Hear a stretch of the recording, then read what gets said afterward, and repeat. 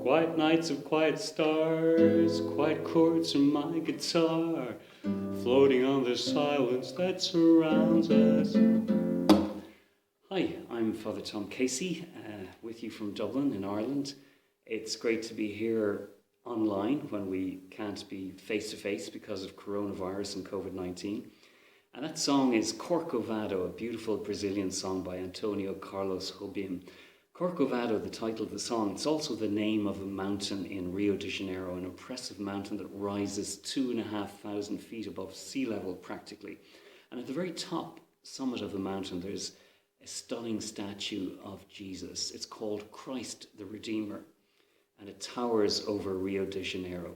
And that brings me to what I want to talk to you about today. I want to talk to you about prayer and 3 attitudes we can bring to prayer that really help our prayer to get going and come alive. The first attitude is adoration. When you look up at a statue on top of an impressive mountain like Corcovado in Rio de Janeiro, it does take your breath away. It's so impressive. And God is infinitely more impressive. God is the one greater than which we can't imagine anyone or anything. He's amazing. He's transcendent. He's majestic.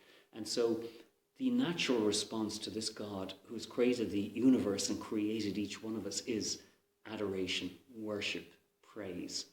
And so when we gaze at God, the first thing then is adoration. Our gaze goes to God. We adore God.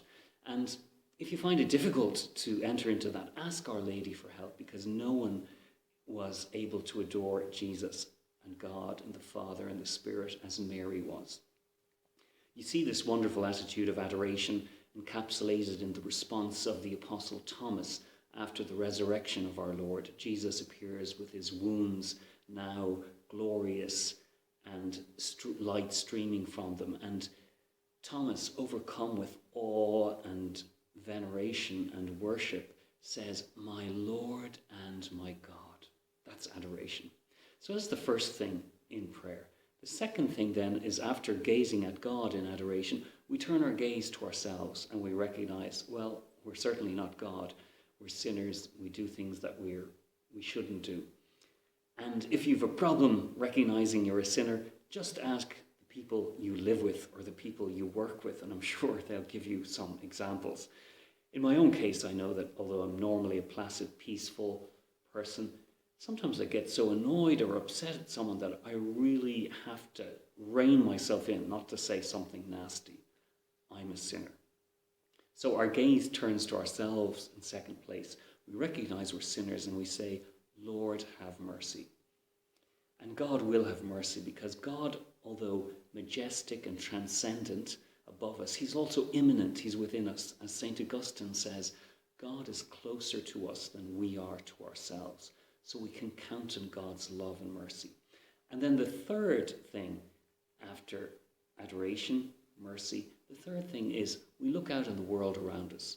Just like that statue of Jesus in Rio de Janeiro, Corcovado, gives a wonderful panorama of the city.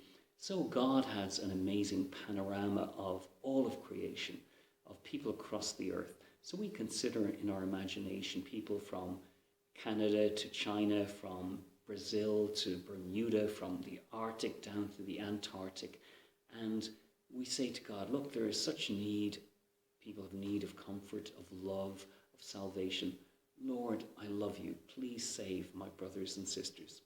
So these are the 3 attitudes. We could say we send an AMS to God at the beginning of our prayer. A for adoration, M for mercy for ourselves, and S for salvation for our brothers and sisters. So that's a wonderful way to begin prayer, with this AMS. Quiet nights of quiet stars, quiet chords from my guitar, floating on the silence that surrounds us. Thank you very much. Good to be with you. God bless you. Goodbye.